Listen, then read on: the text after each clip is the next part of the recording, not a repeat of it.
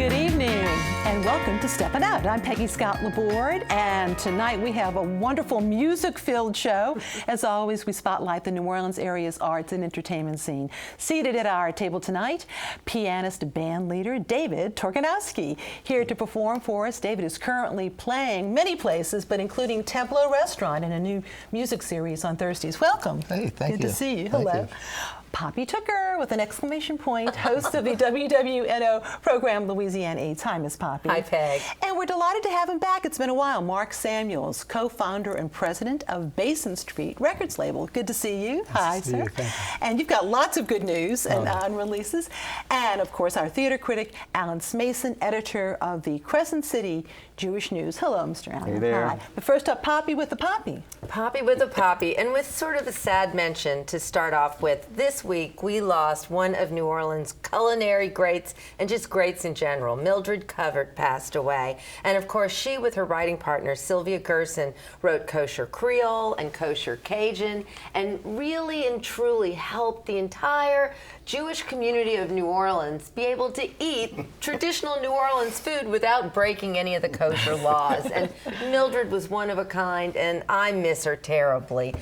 That's the sad news. I've got some good news, too. I was so fortunate to be included at the announcement this week of John Besch's new Chef Move Scholarship recipients. And we've got a picture that was taken that day. Look at these two gentlemen. Christian LeBlanc on the left is an 18-year-old senior at St. Augustine, who youngest one to ever win. He's going to New York along with Byron Bradley, who is a Navy vet. He's an incredible guy. He gives to the community, volunteers at the Edible Schoolyard. Two outstanding people. There you see two chefs to watch. They're going places. Never so impressed. And then some goings-on over the next week or so. First of all, tomorrow, Cafe Hope and Zatarans are hosting together the second annual Local Food Fest. And it is, of course, at Cafe Hope in Marrero. It's free, and all of the food and beverage sales go to benefit Cafe Hope, which works with at-risk youth, training them in culinary arts and giving them life skills. They've got a fantastic farm there that they cook with the fresh food, and the restaurants participating include Coquette, Boucherie, St. James Cheese, Pizza Delicious, Felix Oyster House, Angeline, and Humble Bagel. There'll be craft beer and soft drinks, musical entertainment. There's a car show. That's new this year. There'll be 50 cars on display, and children will be able to enjoy a petting zoo and face painting. It's going to be a really fun day. So head over across the river. And then it's time again for the New Orleans Food and Wine Festival. And even though that's not until next weekend, I had to bring this up because the tickets are selling, and they sell out so quickly. If you want to go, get your tickets now. Of course, there's the wine dinners, always sellouts. There's the big gâteau show that is a little cheesecake in more ways than one. There's the grand tastings that I've warned everybody about. Too little time and too many wines, that's all I can say. But this year, they've got some special experiences for the first time. On Friday, they're doing an event, Making Groceries, and it's with Chef Nathan Richard from Kingfish, and of course that adorable Abigail Gullo from Sobu. Oh, It yes. starts with a grocery run through the downtown Rouses, and then they take all the ingredients over to the gorgeous kitchen at the Southern Food and Beverage Museum, where they prepare lunch paired with cocktails. Then on Saturday, there's a bean-to-cup micro-roasting demo that's going to take place on Magazine Street at French Truck, where Jeffrey Meeker is going to show everybody how to do it from green beans to a steaming cup, while Liz Williams explains the importance of New Orleans coffee history. And everybody gets to go home with a signature roast of their own creation. That sounds like fun. On Sunday, there's Rise and Dine at Broussard's. Of course, Chef Neil Swidler is preparing a sumptuous brunch feast with classic cocktails. And what's really cool about this, previous owners, and I think we know some of them, will be there with stories of the restaurant's history, which of course dates back all the way to 1920. Also on Sunday, the wildest adventure. You can get up at 5 o'clock in the morning and participate in Chef on the Line. It's a fishing trip with Chef Justin DeVilliers of La Petite Grocery and, of course, his new restaurant, Belize. First the fishing, and then later the group catches up again at Belize to dine on the catch. Doesn't that sound? It really does. That's a once-in-a-lifetime experience. It really is. Creative events. Really great idea for an early Father's Day gift. Okay, absolutely. Thank you, Poppy. And we turn to David. And David, for our viewers who are perhaps meeting you for the first time, we know the name David Torkanowsky has quite a history, a wonderful history in New Orleans. Of course, your dad for so many years was the beloved head of the New Orleans Symphony, it was called. That's right. And then I remember your mom as flamenco dancer all over, but in the España restaurant as well. That's right. That's right. She, if anything's happening flamenco in New Orleans, it's because of her or one of her students. So she, you know, her influence lives on. And she is still in New Orleans. She's not dancing anymore. She's but not. She's teaching wow. from her home. Oh, wonderful. Yes. Okay, but let's talk about you. I mean, did your dad influence your interest in going into music? Is that an obvious thing, or did he not? I mean. Yes, he did. My mother more so. More so? She beat up Ellis Marcellus to give me lessons, and she'd bring me around. But my father was remarkably open-minded as far as different types of music. He used to love to conduct for Sarah Vaughan and the Modern Jazz Quartet and Chicago and Blood, Sweat, and Tears. Music from your era, Alan. And so he really quoted Ellington when Ellington said there's only two types of music, good and bad. I love it. Yeah. Well, tell us about, for the next few Thursdays, what you'll be doing. Tableau Restaurant, Dickie Brennan's newest restaurant on St. Peter and Charters. We're doing a thing every Thursday from 5:30 to 9:30 called Wind Down, Jazz Up, and it features some of the New Orleans' greatest musicians, Nicholas Payton, George Porter Jr., Stanton Moore, Jameson Ross, Jason Weaver, and we're real excited about it. Now, you are performing for us tonight. Tell us what you're playing first.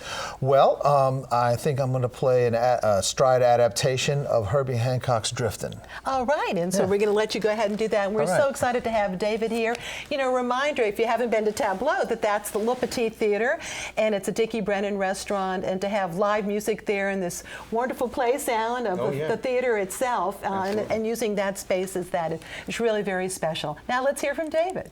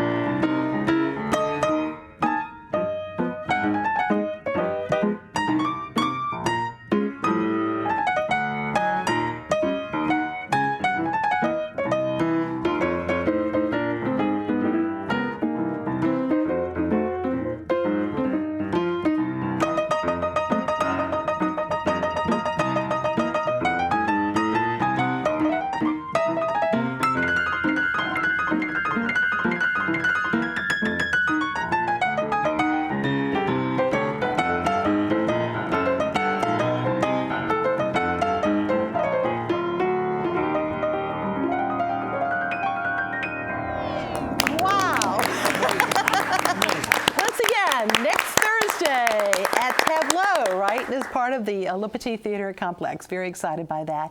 And now, though, it's time for our weekly Artist Spotlight. Tonight, we are featuring 2 works of art by the same artist. This is Port of Valdemosa in June by Bruno Zupan. And this one then is titled, ooh, love that, City Lights. Born in Slovenia and raised in Croatia, Zupan became a U.S. citizen in 1969. His exhibit of new work will open tomorrow evening with an artist reception at the Windsor Fine Art Gallery. That's right there on Royal Street. And it will be on view through June 15th. Visit windsorfineart.com for more information. Now we have Mark Samuels, and co-founder and presidente of Basin Street Records. And of course, right around the Jazz Fest is an important time for you because you're releasing many, many new works, aren't you? Yeah, always during Jazz Fest. It's either the very beginning of the year up through Jazz Fest is when we've released anywhere from just a couple up to one year we released 6 in one day. Did you really? Yes. Well, we're going to try to actually cover as much as we can in terms of some of your new releases. Let's talk first about Kermit's new CD. Kermit has a new CD called I'm So New Orleans. He says it's the first CD named out with a hashtag. Hashtag I'm So New Orleans. It represents all of his touring band, all of the barbecue swingers. He's got a beautiful song on there with his youngest daughter, Kaylin, who's only 9 years old, I believe, as well as a song with Nio Jones, his regular featured vocalist in the band. It's really, it just hit, actually, #1 on the CMJ Jazz radio charts, national radio charts this week. Congratulations. And we're going to go to a clip, and here is from the title song, I'm So New Orleans. Let's take a look.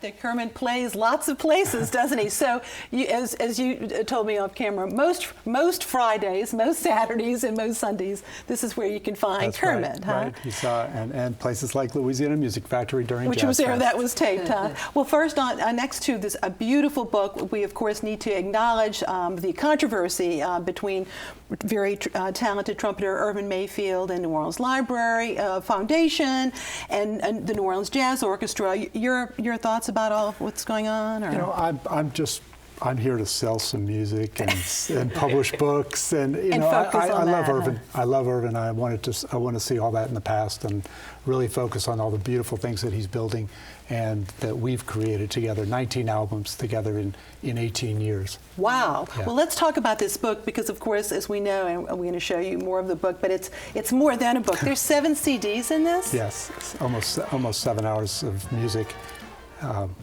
It's essays. It's photos. It's recipes. It's things that have influenced him in his life. A beautiful foreword by Walter Isaacson.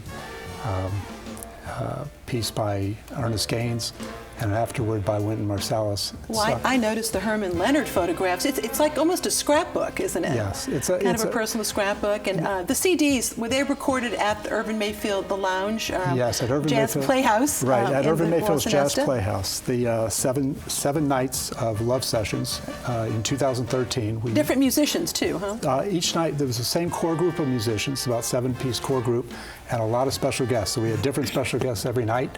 A total of about 17 musicians, world class, and it's an outstanding record. Is this your first foray into books? That's the second. That's our second project in books. Actually, Irvin did another book called A Love Letter to New Orleans. Oh, all right. And that one just contained 1 CD. So it was a bigger step. That one You have was taken quite the step, sir, right? That was just 50 pages. This one's about 300 pages. Woo!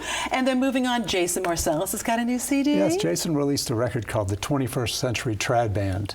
And he's got a great young band. He leads on Vibes. He's actually going to be in Morgantown, I believe, West Virginia this week. And, he's getting out there touring a bit. His record's talking about jazz charts. his spent quite a number of weeks on the radio charts. I love the way I see him often in traditional jazz bands as well as Right. more contemporary. I love him going back and forth that way. He loves all kinds of music. Absolutely. And then now let's talk also about Rebirth. Rebirth Brass Band, they are all over the place always for 32 years now. But their record, the second one they did for us, just was named the Album of the Year from Offbeat Magazine in the Best of the Beat Awards. Move Your Body is the name of that. And of course, the one they did before that for us was a Grammy Award winner. Wow. Well, let's hear a little bit from the Rebirth Brass Band.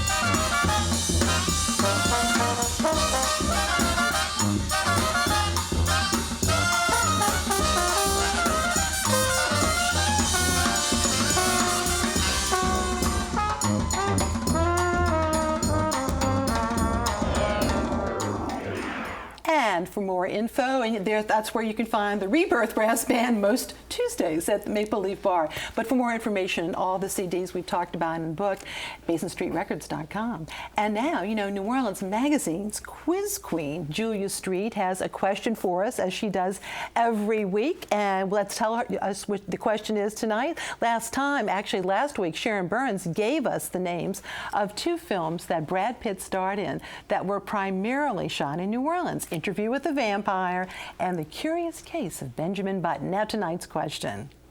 Name the main bars at each of these hotels. The Roosevelt, the Montleon, the hands are going up. I see Poppy all excited, and the Windsor Court. Woo, okay. Email your answers to steppinout@wyes.org. Our prizes: a 1-year subscription to Louisiana Life magazine, a $50 gift card from Sunray Grill, located 6 minutes from the Crescent City Connection in Gretna. And tonight we have a T-shirt is worn by WYES intern Suzanne Pfefferly-Tafour with the message, "Better latte than never," from our friends at wearablevegetables.com. And you can visit WYES.org for our online calendar to see our lineup of events.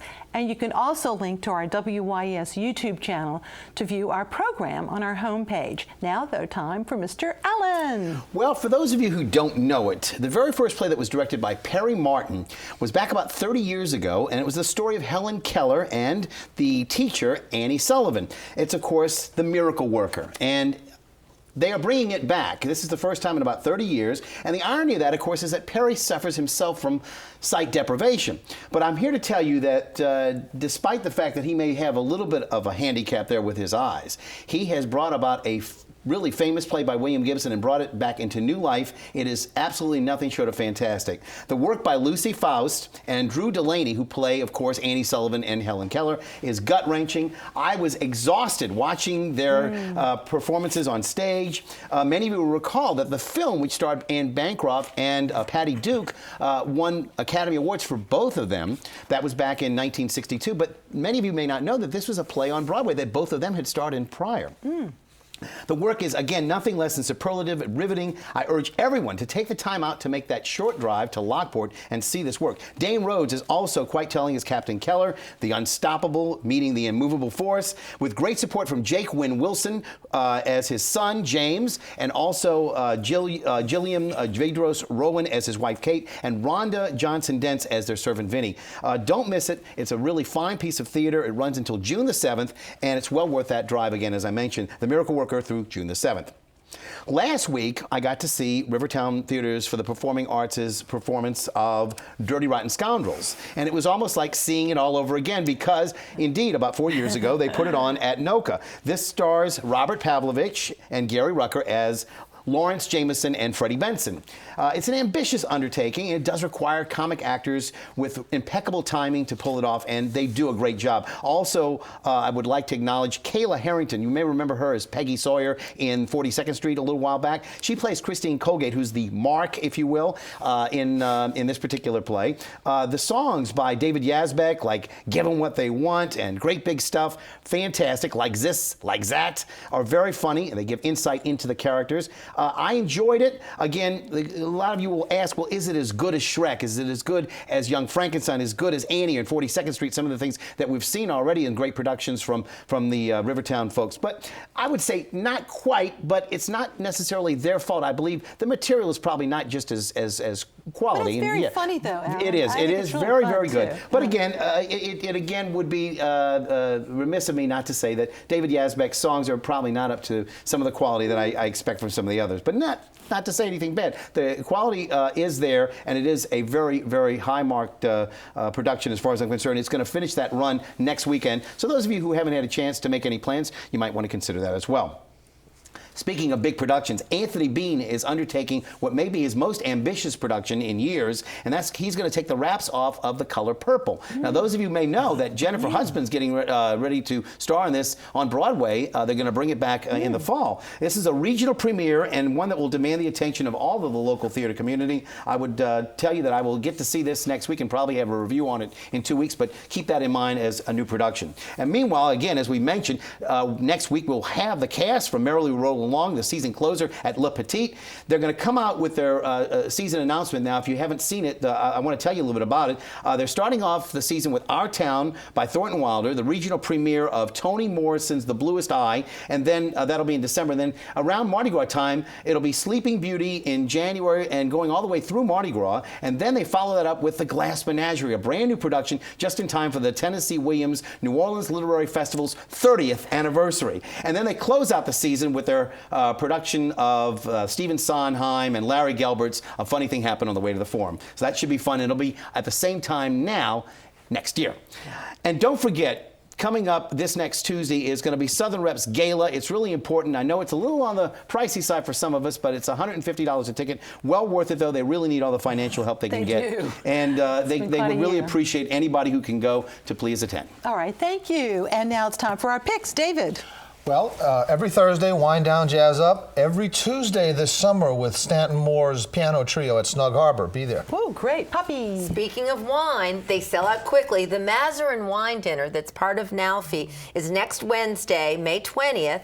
It's only $100. It's 5 courses. It's Chef Agnes Bellot. It's fabulous. All right, great. Mark. The Davenport Lounge for Jeremy Davenport, Wednesdays, Thursdays, Fridays, and Saturdays. All right, and there's also a CD, a Basin Street Record labeled CD, right? Yes, yes, he's got a great record. Jeremy's show was really good. I enjoyed it very much.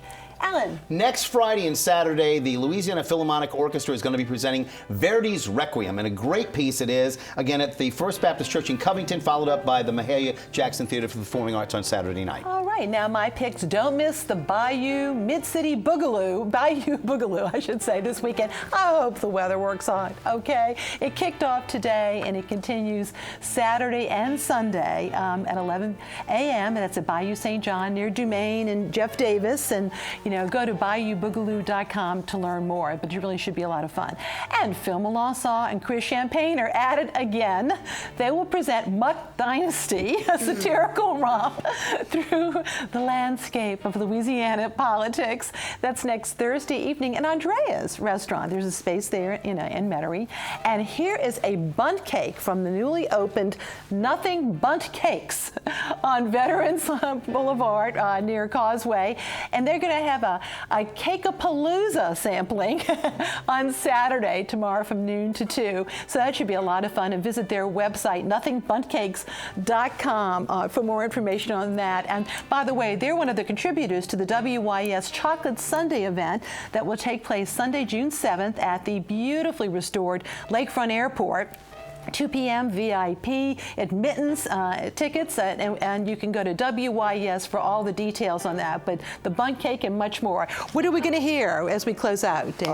A adaptation of Bugaloosa Strut, one of the oldest jazz songs ever written. All right, and I have to say, it is going to be so nice to hear David, and of course, he's been a part of the New Orleans jazz scene for so many years with Ouster Project, also behind the scenes with producing records as well. We're delighted to have David here. Thank you all so much. Thanks for watching. And good night.